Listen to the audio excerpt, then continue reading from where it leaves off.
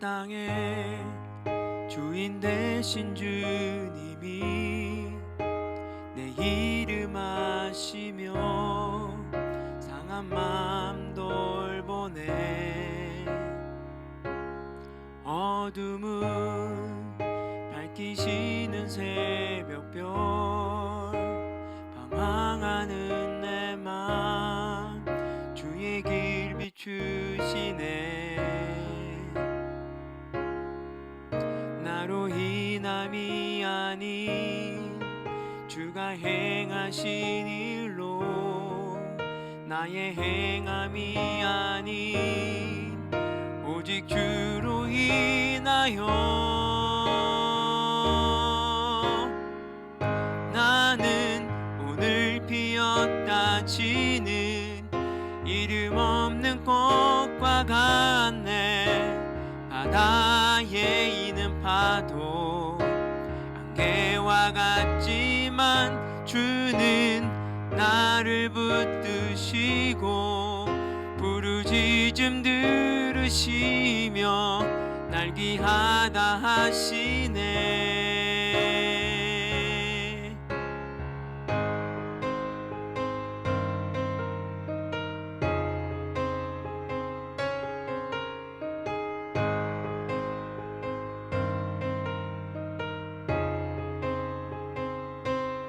주님은 나의 죄를 보시고 사랑의 눈으로 날 일으키시네. 바다를 잠잠하게 하시듯 내 영혼의 폭풍 고요케 하시네. 나로 인함이 아닌 주가 행하신 일로 나의 행함이 아닌 오직 주로 인하여 나는 오늘 피었다 지는 이름 없는 꽃과 같네. 바다에 있는 파도 안개와 같지만 주는 나를 붙드시고 부르짖음 들으시며 날 귀하다 하시네. 나는 오늘 피었다 지는 이름 없는 꽃과 같네. 바다에 있는 파도 안개와 같지만 주는 나를 붙드시고 부르짖음 들으시며 날 귀하다 하시네.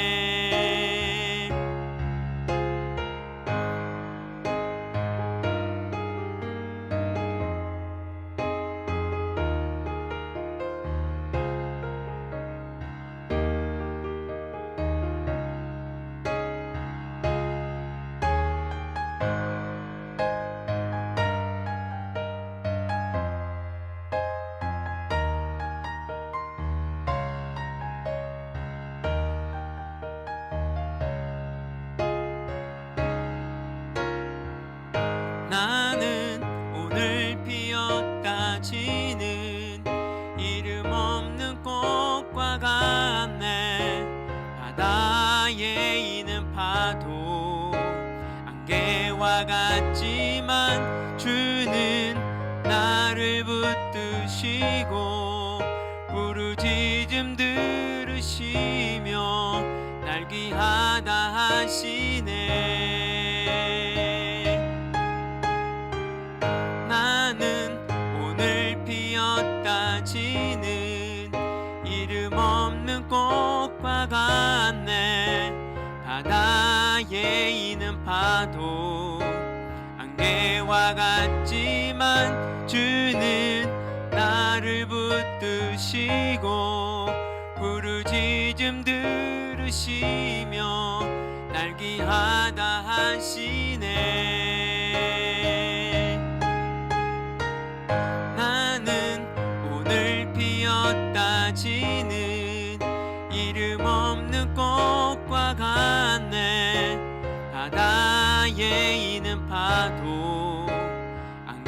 바위와 같지만 주는 나를 붙드시고 부르짖음 들으시며 날 귀하다 하시네. 오직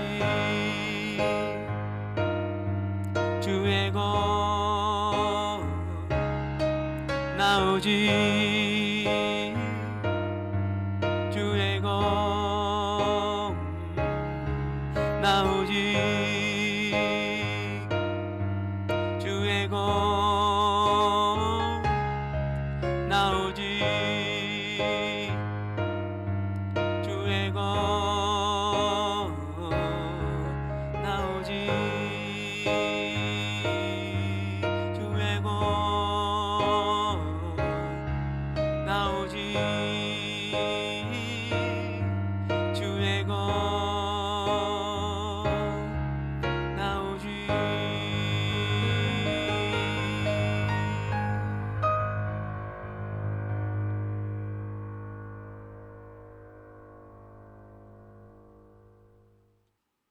하나님, 이 시간 이렇게 온라인으로 주님께 예배드리게 하신 주님 감사합니다.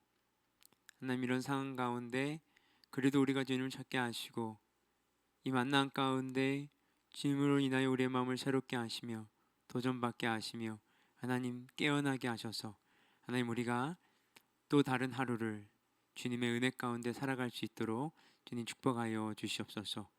이 모든 말씀 예수 그리스도의 이름으로 기도드렸습니다. 아멘. 예, 반갑습니다, 여러분.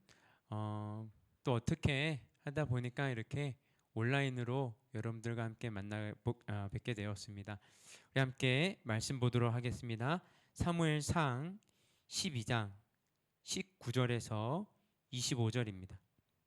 사무엘상 12장 19절에서 25절까지 말씀 함께 보도록 하겠습니다.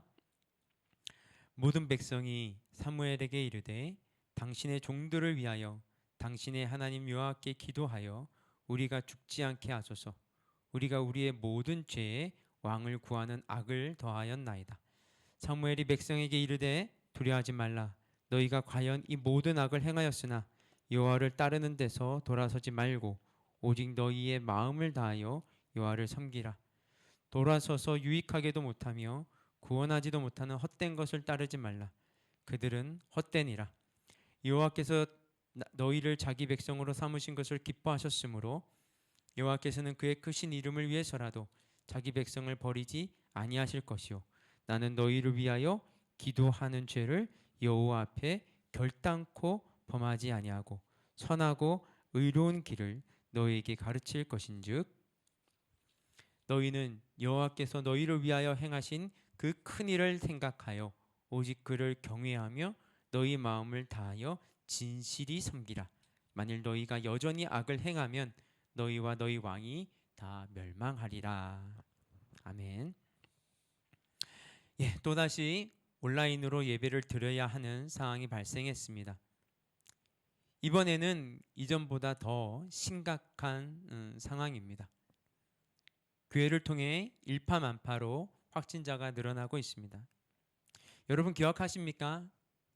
지난 4주 동안 제가 여러분들에게 반복적으로 드렸던 말씀이 있습니다. 여러분, 하나님이 이 세상을 심판하시기 이전에 누구를 심판한다고 했습니까? 바로 하나님의 백성들이었습니다.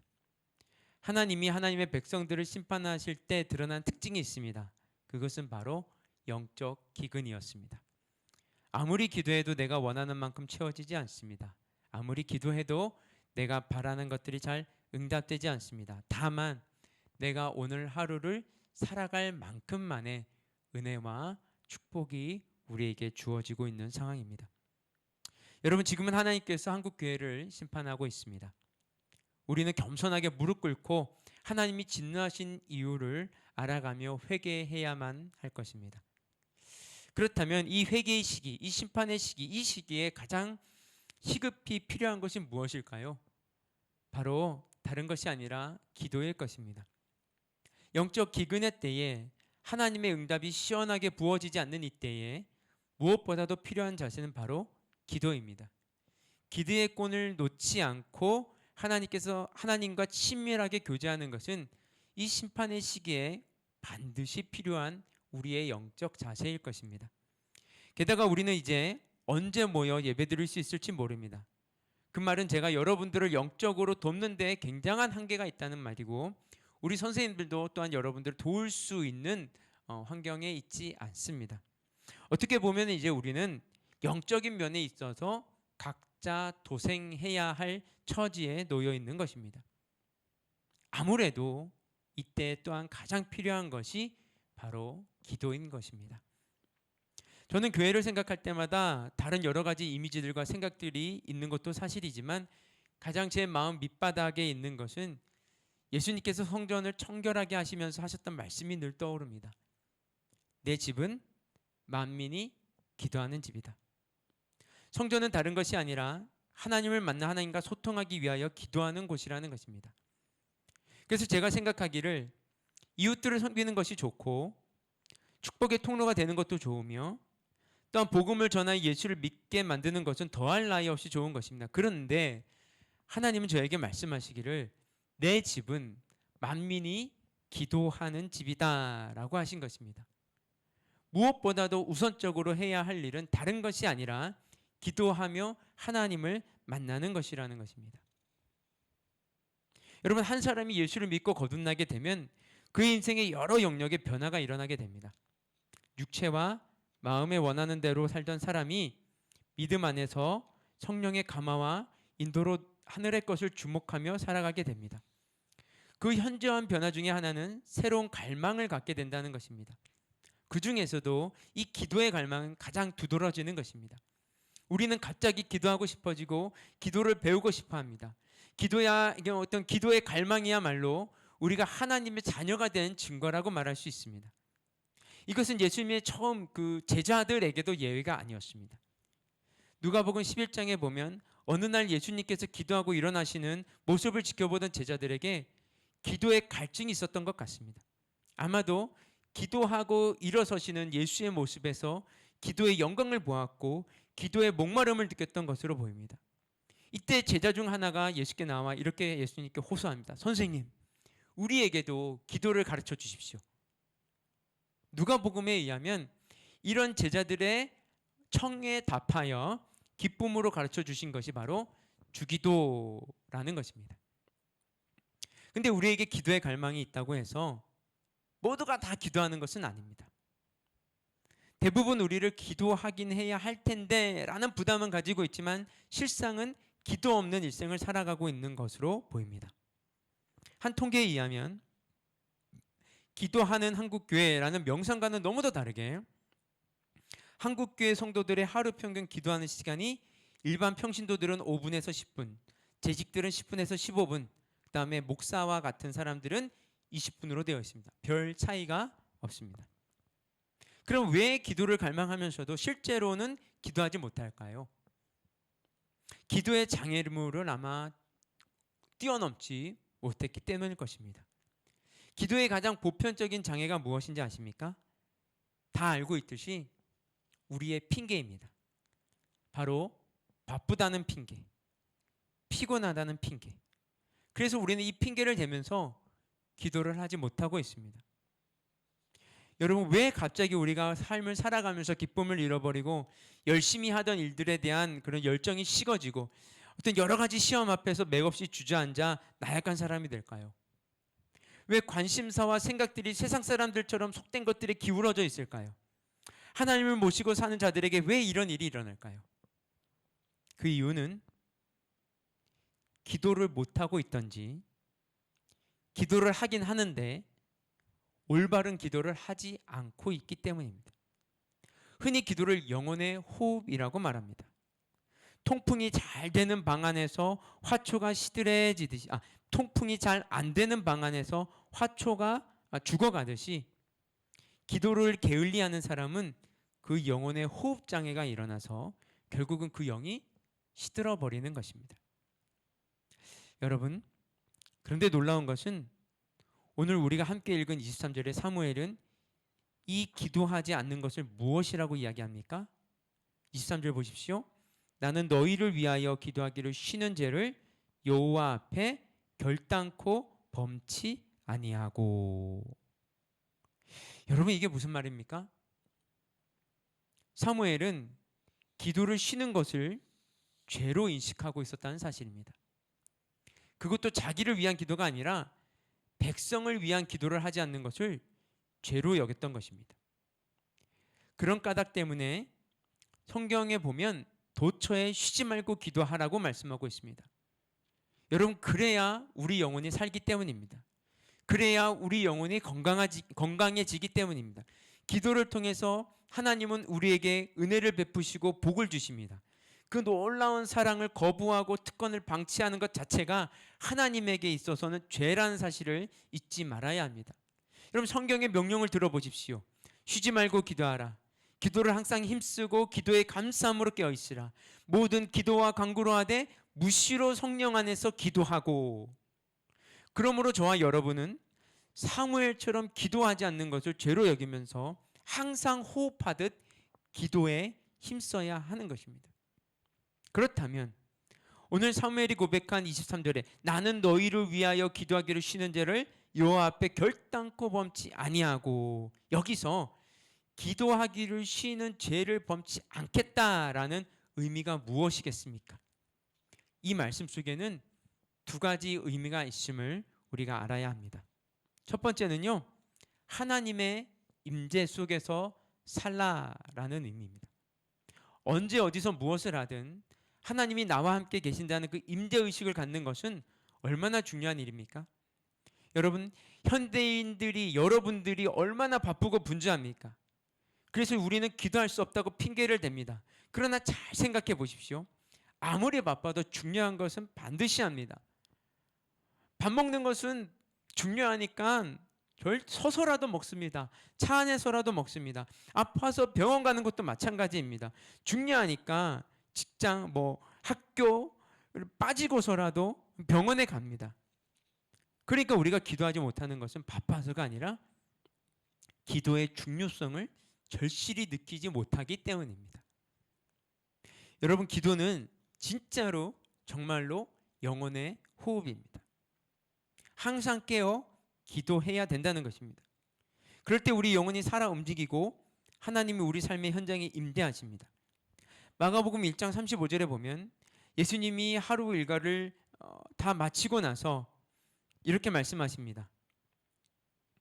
35절입니다. 새벽 오히려 미명에 여호와께서 일어나 한적한 곳으로 가사 거기서 기도하시더니, 여기서 사용된 오히려라는 단어에 주목해 보십시오. 이것은 바로 그 전날 하루를 예수님께서 어떻게 지나셨는가를 이해할 때 비로소 이해할 수 있는 단어입니다. 마가복음 1장을 21절부터 보면요, 그 전날이 안식일이었던 것을 알 수 있습니다. 안식일 아침 예수님께서는 회봉에 들어가셔서 가르치시는 일로 하루를 시작하셨습니다. 아마도 예배 중에 귀신 들린 자가 있어서 소리 지르며 예배를 방해하자 그 사람에게서 귀신을 쫓아내셨습니다.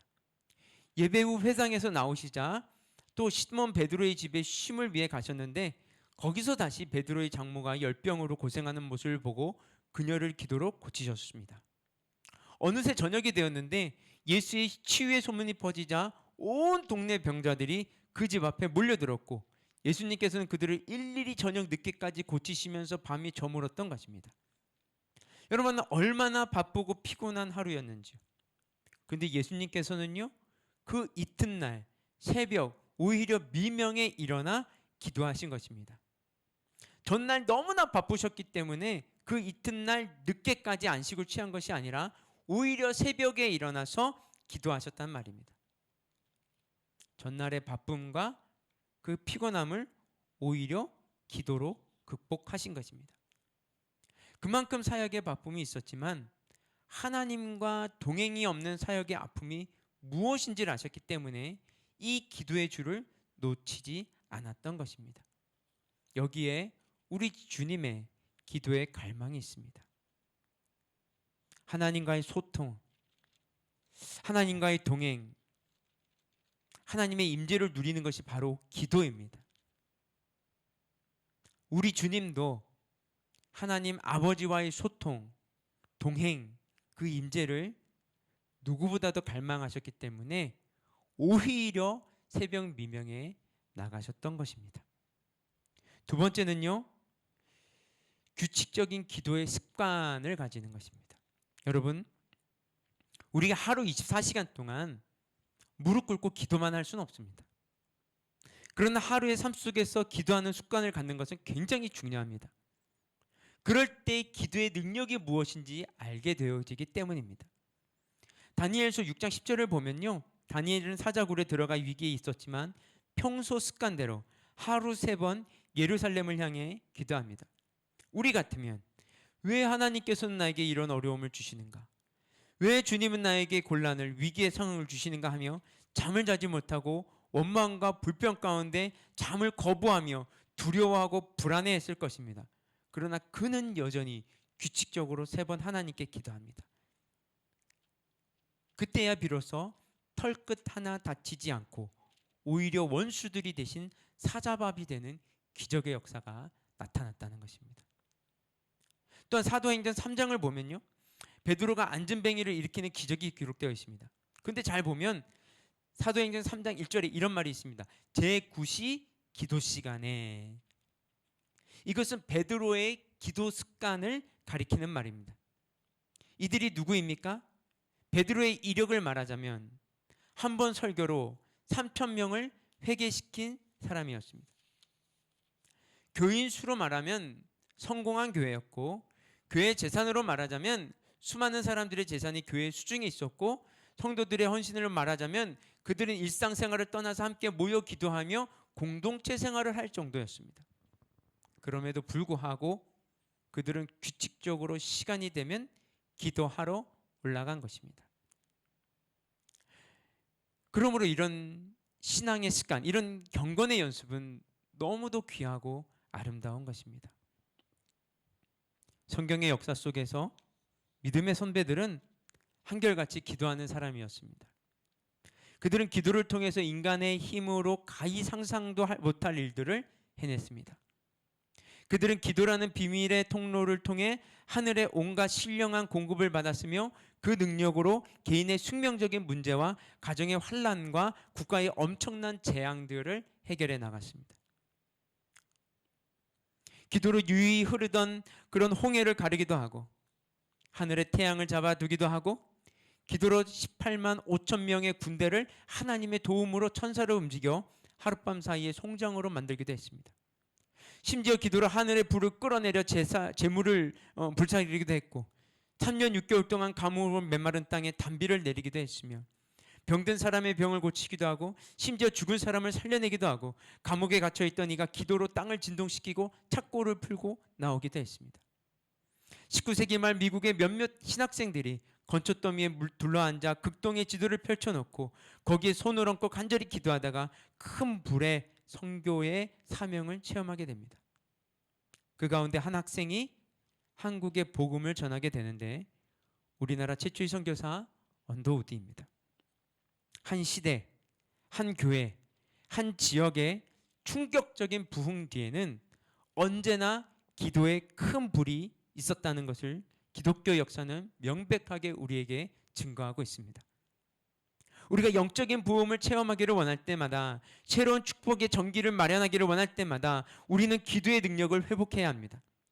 여러분, 고든 맥도날드가 쓴 내면 세계의 질서와 영적 성장이라는 책에서 현대를 살아가는 모든 사람들의 삶의 형태를 2가지 유형으로 나눴습니다. 한 유형을 가르쳐 그는 충동에 이끌리는 삶이라고 했고, 또 다른 유형을 가르쳐 소명에 이끌리는 삶이라고 했습니다. 여러분들은 앞으로 어떤 삶을 살아가기를 원하십니까? 그냥 가는 대로, 사라지는 대로 살아가는 그런 삶을 원하십니까? 아니면 정말 하나님의 뜻에, 하나님이 주신 그 소명에 붙들린 삶을 살아가고 싶습니까? 저는 이 시기가 한국교회에 있어서 너무도 매우 중요한 시기라고 생각을 합니다. 위험하기도 하지만 아주 확실한 기회의 순간이기도 합니다. 제가 분명하게 말씀드릴 수 있는 것은 이 시기는 심판의 시기이다. 두 번째는 이 심판의 시기를 통해서 알곡과 쭉정이가 완전히 갈라질 것입니다. 완전히 갈라질 것입니다. 그리고 하나님께서는 그 알곡을 통해서 다시 한번 한국교회 가운데 부흥을 일으키실 것입니다. 저는 그것에 대해서 조금의 의심도 없습니다. 그렇다면 여러분들이 이 시기에 너무도 중요한 것은 하나님과의 그 교제의 끈을 반드시 놓치지 않는 것입니다. 꽉 붙들고 살아가야 되는 것입니다. 그 중심에 기도가 있다는 것입니다. 왜냐하면 그 기도하는 것 자체가 하나님의 임재 가운데 들어간다는 것이고, 하나님의 그 사명 가운데 들어간다는 것이고, 그것은 바로 그 기도하는 사람은 바로 하나님이 기다리시고 찾으시는 그 바로 알곡이기 때문입니다. 하나님 그 알곡을 알곡만 모으고 모으셔서 그의 뜻들을 이루어 가실 것입니다. 저는 여러분들이 그의 뜻을 이루어 가실 때 한 사람도 제외됨이 없이 모두 동참하는 그 한국교회 붕의 역사가 다시 일어날 때 그 중심에 여러분들이 있기를 간절히 바랍니다. 그래서 제가 말씀드리고자 하는 것은, 여러분, 우리가 이렇게 온라인으로밖에 예배드릴 수 없지만 여러분들은 매일의 삶에 있어서 개인 기도를 놓쳐서는 안 되는 것입니다. 여러분, 하루의 삶을 기도로 시작하십시오. 그리고 하루의 삶을 기도로 마치십시오. 그래서 매일매일의 삶 가운데 하나님의 임재를 누리고 하나님의 뜻을 알아가고 그것을 붙들고 하루하루를 살아가는 것입니다. 여러분들이 기도하는 것만큼이나 뭔가 이루어지지 않을 수 있습니다. 바라는 것만큼이나 이루어지지 않을 수 있습니다. 하지만 그 기도의 끈을 절대로 놓치지 마십시오. 알곡과 쭉정이를 분명히 가르는 시대를 여러분들이 살아가고 있기 때문입니다. 영적으로 도태되지 말고, 영적으로 무너지지 말고, 정말 어쩔 수 없이 여러분들의 개인 기도로, 여러분들의 개인 영성으로 여러분들의 신앙을 지켜나가야 하는 시기입니다. 이때 필요한 것은, 훈련해야 되는 것은 바로 기도입니다.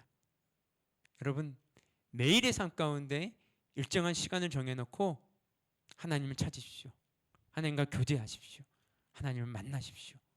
여러분들은 하나님께서 쓰시는 부흥의 때에 하나님께서 여러분들과 반드시 함께 하실 것입니다. 우리 함께 기도하겠습니다. 하나님, 한국교회를 심판하는 이 시기, 알곡과 쭉정이를 완전히 갈라놓는 이 시기, 그래서 그 알곡을 통하여서 뭔가를 시작하시기를 원하는 이 시기, 하나님, 우리가 기도로서 준비하기를 원합니다. 우리가 기도로서 알곡으로 준비되어지기를 원합니다. 그래서 하나님, 이 설교를 듣고 있고 우리 아름다운 교회 학생의 멤버인 이 모든 아이들이 하나님께서 기회 주실 때, 하나님께서 은혜 부으실 때, 성령 부으실 때 그것을 받아 누릴 뿐만이 아니라 이 한국교회를 새롭게 하는 그 주역으로 이들이 성장해 나갈 수 있도록 주님 축복하여 주시옵소서. 이 모든 말씀 예수 그리스도의 이름으로 기도드렸습니다. 아멘. 코로나 상황 때문에 어쩔 수 없이 온라인으로 여러분과 만나게 되었습니다. 하지만 여러분, 오늘 말씀대로 일주일의 삶 가운데서 절대로 기도 놓치지 말고 살아가시기를 주님의 이름으로 축복합니다. 다음 주에도 영상으로 아마 만나가야 하지 않을까 하는 생각이 듭니다. 그때까지 건강하십시오. 안녕!